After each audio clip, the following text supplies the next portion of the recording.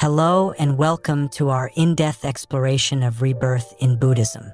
Today, we're going to unravel this complex and fascinating concept, breaking it down into easily digestible parts. So, grab a comfortable seat and let's embark on this journey of understanding together. First, let's start with what rebirth means in Buddhism. Unlike some other religions, Buddhism doesn't believe in an eternal soul that moves from one life to another. Instead, rebirth in Buddhism is more like a continuation of a process. Imagine it like a candle lighting another candle. The new flame isn't exactly the same as the old one, but it's not completely separate either. Now, you might be wondering, if there's no soul, what exactly gets reborn?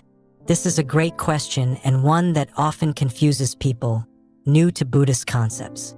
In Buddhism, what continues from one life to the next is not a fixed self, but rather a stream of consciousness. This stream carries with it the imprints of all our actions and experiences, which Buddhists call karma. Speaking of karma, it's crucial to understand this concept to fully grasp rebirth in Buddhism. Karma isn't about punishment or reward. It's simply the law of cause and effect applied to our actions and their consequences. Every action we take, whether good or bad, leaves an imprint on our consciousness. These imprints shape our experiences in this life and influence the conditions of our rebirth. But here's where it gets really interesting. Buddhism teaches that this cycle of rebirth, called samsara, isn't limited to human forms. Depending on the karma we've accumulated, we could be reborn as animals, as beings in heavenly realms, or even in hell realms.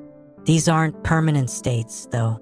Just as we've taken countless forms in past lives, we'll continue to change forms in future lives until we achieve enlightenment. Now, you might be thinking, this all sounds pretty overwhelming. Is there any way out? And that's where the concept of nirvana comes in. Nirvana is the ultimate goal in Buddhism, a state of perfect peace and freedom from suffering. When someone achieves nirvana, they break free from the cycle of rebirth. They've essentially blown out the flame of craving and ignorance that keeps the cycle going. But achieving nirvana isn't easy. It requires a deep understanding of the nature of reality and a committed practice of the Buddha's teachings. This is why many Buddhists focus on improving their karma in this life, hoping to achieve nirvana in this very life or at least get a favorable rebirth that will bring them closer to enlightenment in future lives. Let's talk a bit about how rebirth actually happens according to Buddhist teachings. At the moment of death, the stream of consciousness doesn't just disappear. Instead, propelled by karma, it seeks out a new form. This process is often compared to a radio signal. The signal, consciousness, continues even when one radio, the body, stops working, and it finds a new radio to express itself through. It's important to note that in Buddhism, there's no all-powerful God controlling this process. Rebirth is seen as a natural law like gravity. Just as an object will fall when dropped, consciousness will seek a new form when the current form ends but karmic imprints still remain. Now, you might be wondering, if I can't remember my past lives, how do I know this is true? This is where faith and reason come into play in Buddhism. While some people believe that techniques like past life regression hypnotherapy can access memories of previous lives, it's important to note that this isn't a universally accepted practice in Buddhism. Some people point to apparent inequalities at birth as evidence for rebirth and karma. They ask questions like, why are some people born into poverty while others are born into wealth? Why are some babies born with illnesses while others are perfectly healthy? Why do twins, who share the same parents and environment, often have very different personalities and life paths?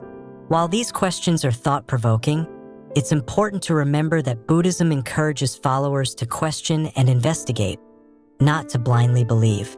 The Buddha himself emphasized the importance of personal investigation and experience. Let's also address a common misconception.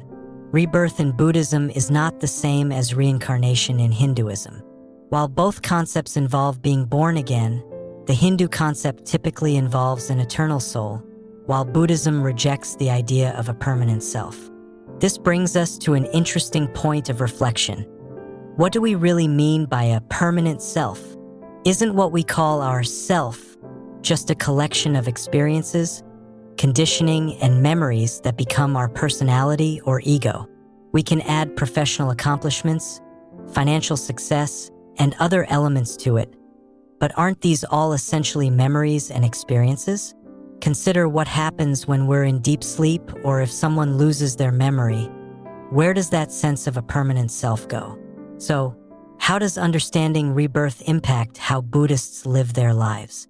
For many, it instills a sense of responsibility for their actions. If we know that our current actions will shape our future experiences, we're more likely to act ethically. It also promotes a long-term perspective. This life is seen as just one link in a long chain of existences. Moreover, the concept of rebirth in Buddhism encourages compassion. If we've all been reborn countless times, then every being has at some point been our mother, father, child, or friend. This idea can help foster a sense of connection with all living things. It's worth noting that not all Buddhists interpret rebirth in the same way. Some see it as a literal truth, while others view it more metaphorically. Some modern Buddhists even question whether belief in rebirth is necessary to practice Buddhism effectively. As with many aspects of Buddhism, there's room for personal interpretation and investigation.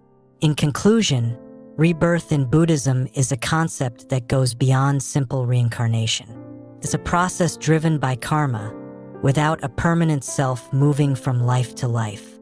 Understanding rebirth can provide a framework for ethical living, promote compassion, and offer a perspective on the continuity of existence beyond a single lifetime. We hope this exploration of rebirth in Buddhism has been enlightening. Remember, these are profound concepts that have been debated by scholars and practitioners for thousands of years. It's okay if you still have questions or if some aspects remain mysterious. The journey of understanding is itself a valuable part of Buddhist practice.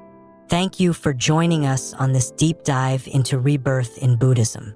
If you have any questions, please ask them in the comments section.